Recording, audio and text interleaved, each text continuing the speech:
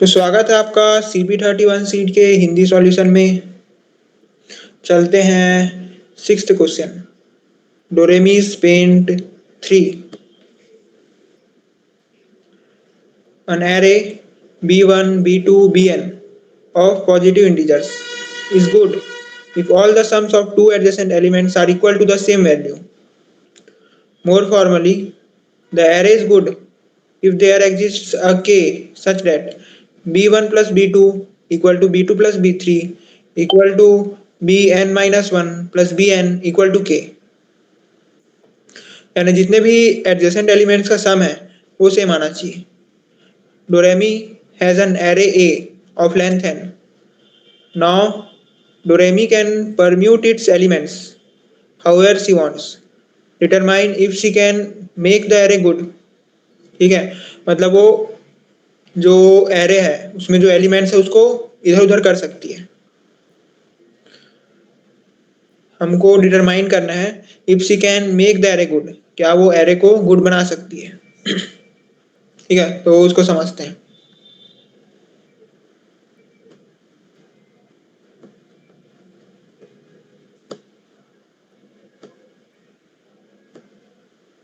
सबसे पहले समझते हैं गुड एरे का मतलब।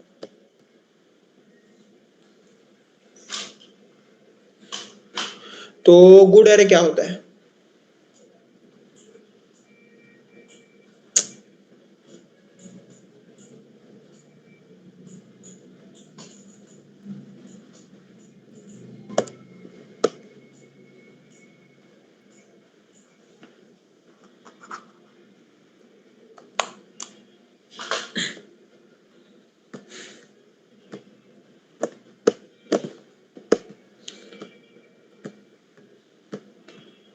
ठीक है, तो गुड एरे का मतलब क्या होता है सबसे पहले?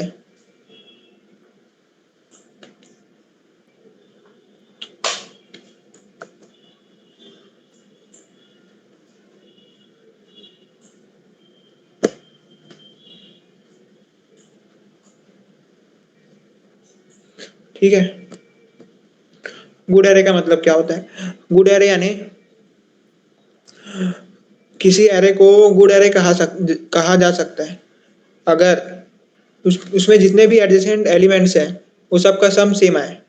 ठीक है, किसी भी एरे को गुड एरे कहा जा सकता है अगर जितने भी एडजेसेंट एलिमेंट्स है उसमें, ठीक है, उनका सम सेम आए। ठीक है, जैसे कि 1 2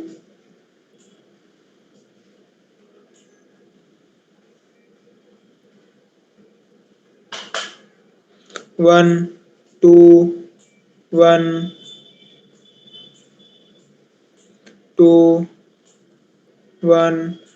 देखो यहाँ पर जो एडजेसेंट एलिमेंट्स है वो सबका सम सेम आ रहा है। ठीक है, जैसे कि 1 2 कितना हुआ 3, 2 1 3,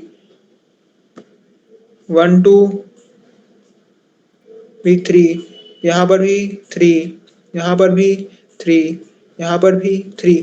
ठीक है, तो गुड एरे का मतलब है जिसमें जितने भी एडजेसेंट एलिमेंट्स आ रहे हैं 1 2 2 1 1 2 वो सबका सम सेम आना चाहिए। जैसे यहाँ पर हर एक का सम कितना आ रहा है 3 आ रहा है, तो ये गुड एरे है। ठीक है, हमको एक एरे दिया हुआ है, हमको डिटरमाइन करना है कि क्या हम उसके एलिमेंट्स को इधर उधर करके, ठीक है, इधर उधर करके क्या हम उस एरे को एक गुड एरे बना सकते हैं। ठीक है, ये है क्वेश्चन। अब देखते हैं एक्सपेक्टेड टाइम कॉम्प्लेक्सिटी। तो टाइम लिमिट पर टेस्ट दिया है 1 सेकेंड। ठीक है, क्या दिया है? टाइम पर टेस्ट 1 सेकेंड।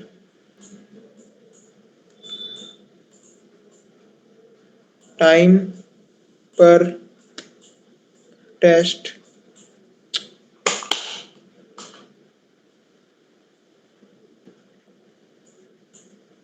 टाइम पर टेस्ट दिया है 1 सेकेंड। ठीक है, कितना सेकेंड का टाइम दिया गया है? 1 सेकेंड का। तो एक सेकेंड में कितने ऑपरेशन परफॉर्म किया जा सकते हैं? 10 पावर 8। ठीक है, कितने ऑपरेशन परफॉर्म किए जा सकते हैं? 10 पावर 8 ऑपरेशन।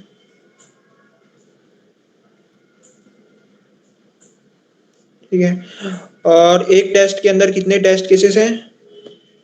एक टेस्ट के अंदर है 100 टेस्ट केसेस, ठीक है। एक टेस्ट के अंदर 100 टेस्ट केसेस हो सकते हैं, ठीक है। यानी 100 टेस्ट केसेस के लिए भी इतना ही टाइम दिया है। इतना 10 पावर 8।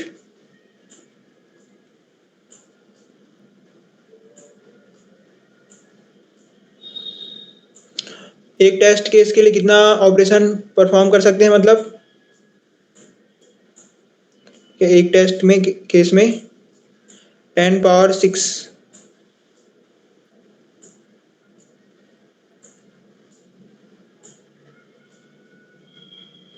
टोटल एक टेस्ट केस में हम परफॉर्म कर सकते हैं 10 पावर 6 ऑपरेशन।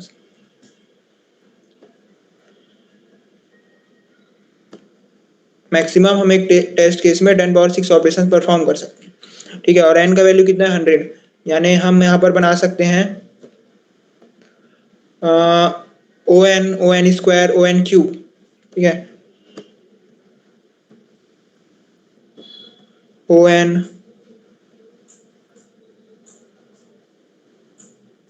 एन स्क्वायर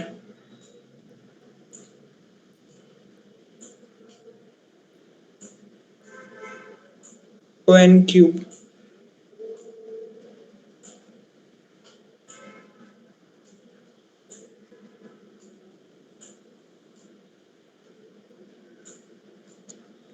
ठीक है। ओ एन मतलब 100, ओ एन स्क्वायर यानी 10 पावर 4 और ओ एन क्यूब यानी 10 पावर 6। तो मैक्सिमम 10 पावर 6 ऑपरेशन हम लोग परफॉर्म कर सकते हैं। तो ओ एन क्यूब तक ये चल जाएगा। तो 1 से लेकर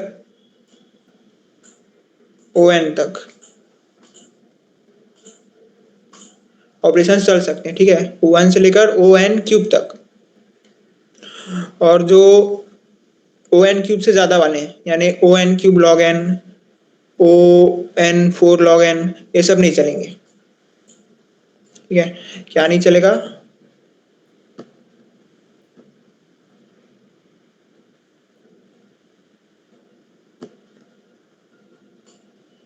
ओ एन क्यूब लॉग एन,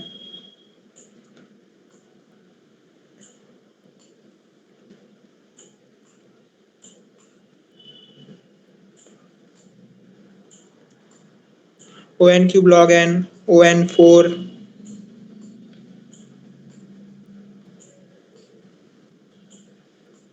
ये सभी सॉल्यूशंस नहीं चलेंगे, क्योंकि इसमें जो मैक्सिमम लिमिट है 10 पावर 6 ऑपरेशन का वो एक्सीड हो जा रहा है, ठीक है। ये हो गया एक्सपेक्टेड टाइम कॉम्प्लेक्सिटी डिस्कशन, ठीक है। क्या हो गया ये? एक्सपेक्टेड टाइम कॉम्प्लेक्सिटी डिस्कशन, ठीक है। अब चलते हैं सॉल्यूशन पे, ठीक है। सॉल्यूशन,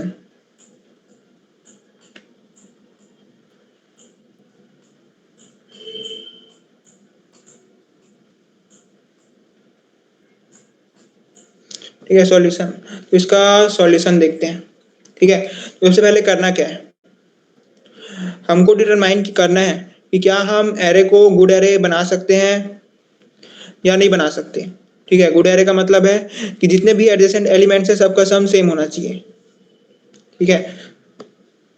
अगर सबका सम सेम है, ठीक है, हम चाहते क्या है? हम चाहते हैं गुड एरे बनाने के लिए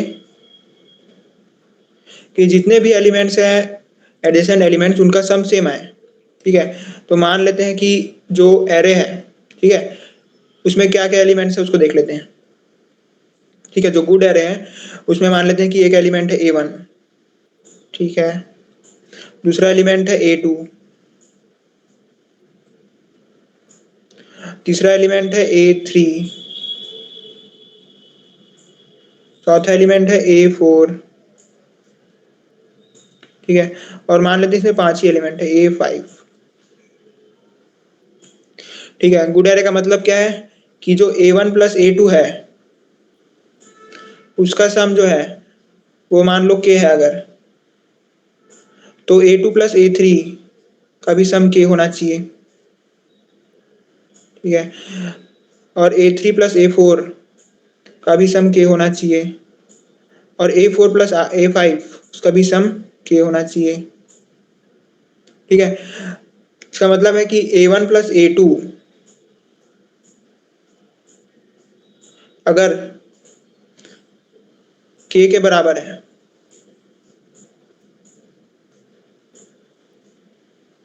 तो A2 plus A3 plus A2 भी K के बराबर होना चाहिए।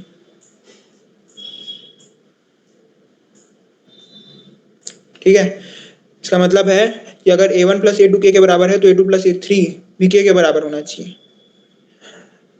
अगर ये दोनों इक्वेशन को हम इक्वेट करते हैं A1 प्लस A2 और A3 प्लस A2, तो इससे हमको पता चलता है कि जो A1 और A3 है वो दोनों सेम होना चाहिए, तभी सम K के बराबर आएगा। ठीक है, अगर A1 प्लस A2 K के बराबर है, ठीक है, अगर A1 प्लस A2 K के बराबर है और हम चाहते हैं कि A2 प्लस A3 भी K के बराबर हो, तो जरूरी है कि A3 और A1 दोनों सेम हो। ठीक है, क्योंकि A2 दोनों में कॉमन है, A2 प्लस A1 भी K के बराबर हो चाहते हैं हम हो, और A2 प्लस A3 भी चाहते हैं कि हम K के बराबर हो। ऐसा तभी हो सकता है जब A1 और A3 दोनों सेम हो, तभी सेम आएगा। हम चाहते हैं 2 प्लस 3 5 के बराबर हो, और 3 में क्या प्लस करें कि 5 के बराबर हो, 2 प्लस करना पड़ेगा। ठीक है, A1 प्लस A2 हम चाहते हैं K के बराबर हो, और हम चाहते हैं कि A2 प्लस A3 भी K के बराबर हो। ठीक है, तो A2 दोनों में कॉमन है। अगर दोनों, अब A2 में हमको कुछ ऐसा प्लस करना है जिससे वो K के बराबर हो जाए, तो वो जो नंबर आएगा वो सेम ही होगा। ठीक है, ऐसा नहीं कर सकते कि A2 में हम एक बार दूसरे नंबर को प्लस किए तब भी K आ गया, और A2 में हम किसी और नंबर को प्लस किए तब भी K आ गया। A2 प्लस A1 को K के बराबर करना है, तो A2 प्लस A3 को भी K के बराबर करना है, तो A1 और A3 दोनों सेम होने चाहिए। ठीक है, इसको मैथमेटिकली यहाँ से प्रूफ कर सकते हैं कि अगर हम चाहते हैं कि A1 प्लस A2 K के बराबर हो और A3 प्लस A2 भी K के बराबर हो, तो ये दोनों को इक्वेट करेंगे तो यहाँ से A1 इक्वल टू A3 आ जाएगा।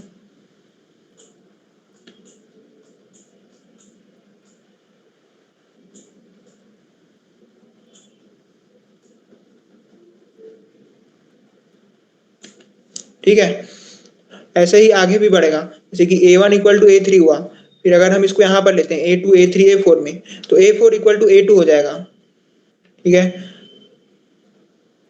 A4 इक्वल टू A2, और फिर इसके बाद अगर और आगे जाएंगे तो A5 इक्वल टू A3, यानी जो A1 equal to A3 equal to A5,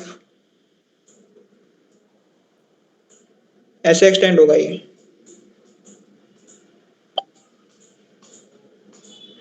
और अगर, और जो A2 equal to A4 equal to A6 equal to 8 ऐसा होगा।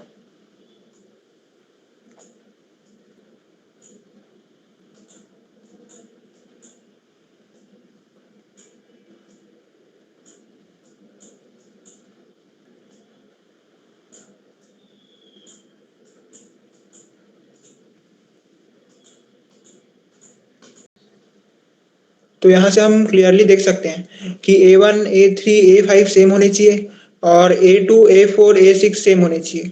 ठीक है, ठीक है, यहाँ पर दो ही एलिमेंट है। ठीक है, A1 A4, A2 और A4 सेम होने चाहिए, और A1 A3 A5 सेम होने चाहिए। मान लेते हैं कि जो A1 A3 A5 यानी जितने भी ऑड एलिमेंट्स हैं वो सब K1 के बराबर है। ठीक है, अगर सेम होने चाहिए तो मान लेते हैं वो K1 के बराबर है। ठीक है, मान लेते हैं वो K1 के बराबर है।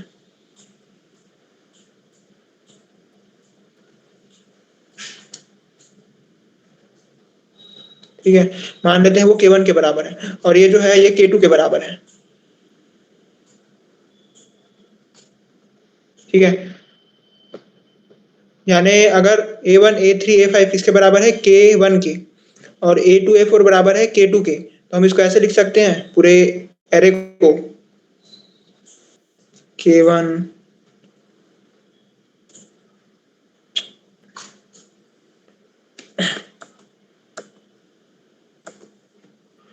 K1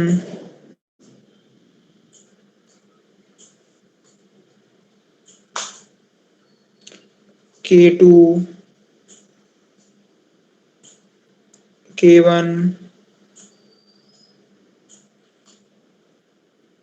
K2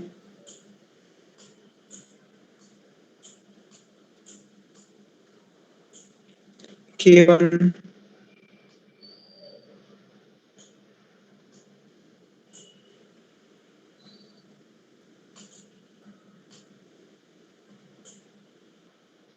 तो हम यहाँ पर क्लियरली देख सकते हैं कि जो एरे है यानी जो गुड एरे है उसमें सिर्फ दो ही एलिमेंट होगा, पहला K1 दूसरा K2, क्योंकि जितने भी ऑड इंडेक्स पर जो एलिमेंट्स थे वो सब K1 के बराबर हैं और जितने भी इवन इंडेक्स पर एलिमेंट्स थे वो सब K2 के बराबर हैं।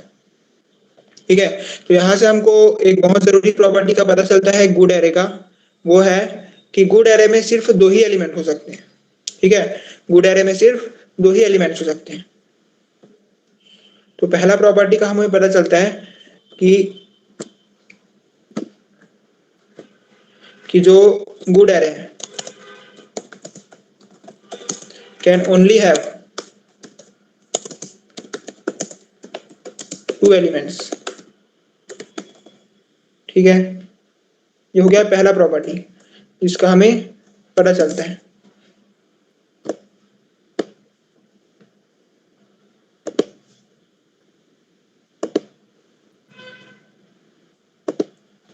ठीक है, पहला प्रॉपर्टी क्या पता चला हमें कि गुड एरे में सिर्फ दो ही एलिमेंट्स हो सकते हैं, जितने भी इवन वाले हैं वो सब K1 के बराबर होंगे और जितने भी ऑड वाले हैं वो सब K1 के बराबर होंगे और जितने भी इवन वाले हैं वो सब K2 के बराबर होंगे। ठीक है, तो इससे हमको पहले प्रॉपर्टी का पता चलता है गुड एरे का। ठीक है, और एक और प्रॉपर्टी का पता चलता है कि जो गुड एरे है उसमें नंबर ऑफ एलिमेंट सेम होते हैं। ठीक है, मतलब K1 जितना बार आ रहा है, ठीक है, K1 जितना बार आएगा, count of K1 equal to count of K2, मतलब K1 जितने बार आएगा उतने ही बार K2 भी आएगा। ठीक है, ऐसा होगा इवन एरे के केस में। ठीक है, अगर ये तो ऑड एरे है, इसमें number of count of K1 equal to count of K2 plus 1 है, क्योंकि इसमें जो K1 है वो एक एक्स्ट्रा बार आया है। ठीक है, जबकि जो इवन एरे होता है उसमें count of K1 equal to count of K2 होता। ठीक है, अगर मान लेते हैं अपने पास एक इवन एरे होता तो उसमें क्या होता, K1 K2 K1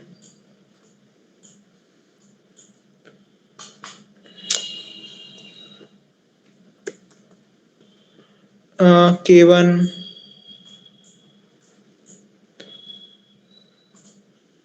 K2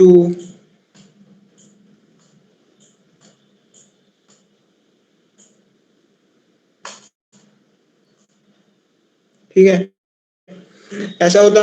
तो इसमें count of K1 equal to count of K2 होता, जबकि ऑड था इसलिए इसमें काउंट ऑफ जो K1 है वो एक ज्यादा है। ठीक है, तो एक और प्रॉपर्टी का पता चलता है, वो ये है कि जो गुड एरे है उसमें count of K1 equal to count of K2 होगा अगर एरे में total number of elements even है। ठीक है, एरे का साइज अगर इवन है तो उसमें count of K1 equal to count of K2 होगा। और अगर जो एरे का साइज है वो ऑड है, ठीक है, अगर एरे का साइज ऑड है तो K1 एक एक्स्ट्रा होगा। ठीक है, काउंट ऑफ K1 एक ज्यादा होगा। ठीक है, दूसरा प्रॉपर्टी का पता चलता है यहां से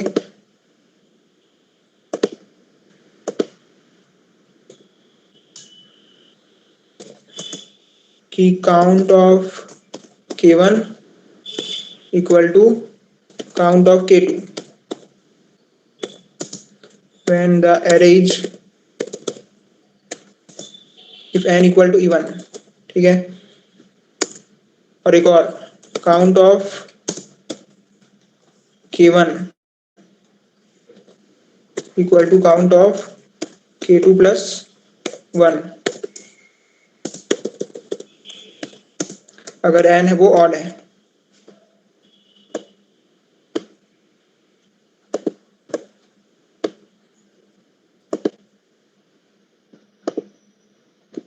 ठीक है, तो ये 3 प्रॉपर्टीज है एक गुड एरे के। पहला प्रॉपर्टी कि गुड एरे में सिर्फ 2 ही एलिमेंट्स हो सकते हैं, ठीक है, और दूसरा प्रॉपर्टी है कि उनके काउंट क्या होंगे, वो जो दोनों एलिमेंट्स हैं उनके काउंट क्या होंगे, ठीक है। तो अब हम बता सकते हैं कि जो ओरिजिनल एरे है उसको गुड एरे में कन्वर्ट किया जा सकता है कि नहीं किया जा सकता। अगर ओरिजिनल एरे में मान लीजिए कि 2 से ज्यादा एलिमेंट्स हैं, ठीक है, ओरिजिनल एरे में 2 से ज्यादा एलिमेंट्स हैं, तो उसको कितना भी रीअरेंज कर ले उसको गुड एरे में कन्वर्ट नहीं किया जा सकता, क्योंकि गुड एरे में सिर्फ 2 ही एलिमेंट्स हो सकते हैं, ठीक है। तो हम पहला ऑब्जर्वेशन लिख सकते हैं, पहला कंक्लूजन लिख सकते हैं कि अगर एरे में number of distinct elements greater than 2 है तो कभी भी उसको गुड एरे में कन्वर्ट नहीं किया जा सकता, ठीक है। अगर number of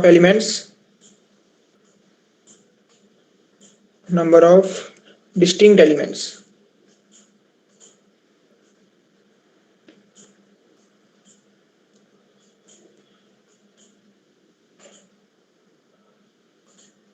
number of distinct elements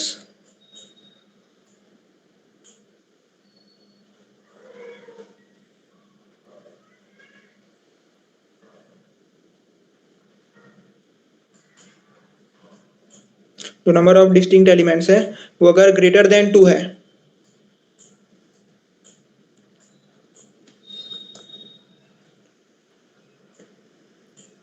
अगर number of distinct elements greater than 2 है तो आंसर हमेशा नो आएगा, क्योंकि उसको गुड एरे में कन्वर्ट नहीं किया जा सकता।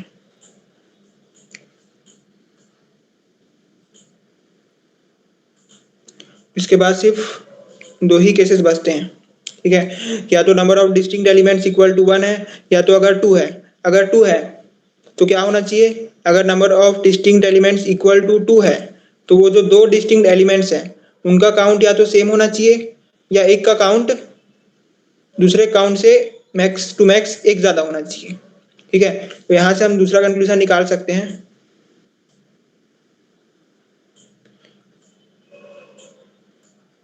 कि अगर n इक्वल टू 2 है,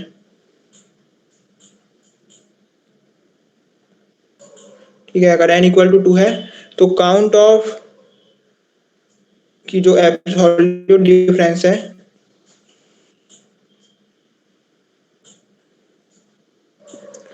count of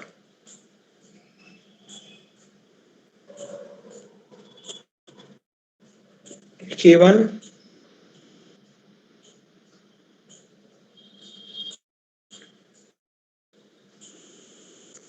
minus count of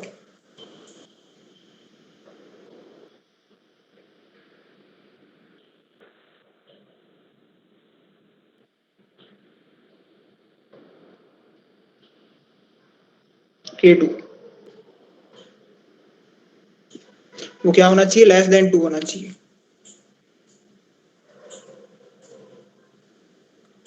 ठीक है, लेस देन 2 होना चाहिए। अगर इवन है तो count of k1 equal to count of k2 होगा, उस केस में क्या आएगा, आंसर 0 आएगा। अगर ऑड होता है तो एक का काउंट ज्यादा होना चाहिए, ठीक है, अगर एक का काउंट ज्यादा होगा तो डिफरेंस क्या आएगा, 1 आएगा, ठीक है। दोनों आंसर क्या आएगा, यस आएगा।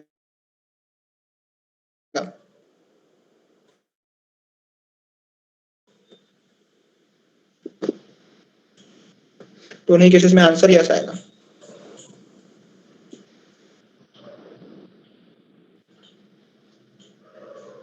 ठीक है, दोनों ही केसेस में आंसर यस आएगा।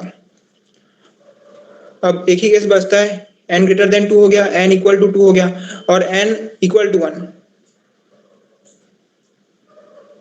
ठीक है, n इक्वल टू 1, ठीक है, n इक्वल टू 1 में क्या होगा, उसमें भी आंसर हमेशा यस ही आएगा। क्यों,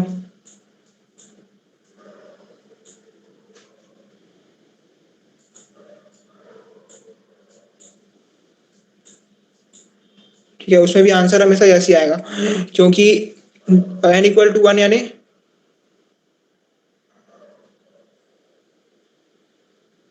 बेसिकली n यहाँ पर नंबर ऑफ डिस्टिंक्ट एलिमेंट्स है ना, तो number of distinct elements equal to 1 है,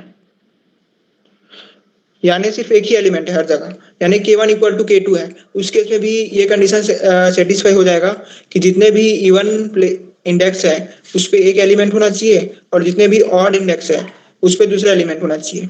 ठीक है, अगर सब सेम है तो भी ये कंडीशन सेटिस्फाई हो जाता है, इसलिए इसमें भी आंसर यस आएगा। ठीक है, तो ये हो गया सॉल्यूशन। अब इसका सॉल्यूशन देख लेते हैं। कोड, तो मैं सबसे पहले फ्रीक्वेंसी नाम का एक मैप बनाया हूँ और उसमें मैं ले रहा हूँ एन का वैल्यू। ठीक है, एन यानी साइज ऑफ एरे। ठीक है, और उसको स्टोर कर रहा हूँ स्टोर में, जितने भी एलिमेंट्स हैं उनको स्टोर में स्टोर कर रहा हूँ। अब और साथ ही साथ हर एक एलिमेंट का फ्रीक्वेंसी भी नोट कर रहा हूँ कि कौन सा एलिमेंट कितने बार आ रहा है। ठीक है, अगर frequency dot size greater than 2 है यानी नंबर ऑफ डिस्टिंक्ट एलिमेंट्स अगर ग्रेटर देन 2 है तो आंसर क्या आएगा, हमेशा नो आएगा। ठीक है, अगर number of distinct elements greater than 2 है तो आंसर हमेशा नो आएगा। अगर frequency dot size equal to 1 है यानी सिर्फ एक ही एलिमेंट है तो आंसर हमेशा यस आएगा। और अगर दो एलिमेंट्स हैं, ठीक है, तो उन दोनों के बीच का जो डिफरेंस है, उनके काउंट का डिफरेंस, वो लेस देन 2 आना चाहिए। ठीक है, क्या होना चाहिए, उनका जो डिफरेंस है वो लेस देन 2 आना चाहिए, तब आंसर यस आएगा। इसलिए answer yes, otherwise answer no आएगा। अब इसका टाइम कॉम्प्लेक्सिटी, इसका टाइम कॉम्प्लेक्सिटी होगा ओ एन का, क्योंकि सिर्फ यहाँ पर ही एक बार हम आइटरेट कर रहे हैं, बाकी सभी ऑपरेशंस O1 में हो रहे हैं। तो यहाँ टाइम कॉम्प्लेक्सिटी जो है वो O1 आएगा, ON आएगा, और जो स्पेस कॉम्प्लेक्सिटी है वो भी ON आएगा, क्योंकि हम एक वेरिएबल वेक्टर बनाए जिसमें स्टोर किए हैं। ठीक है, थैंक यू।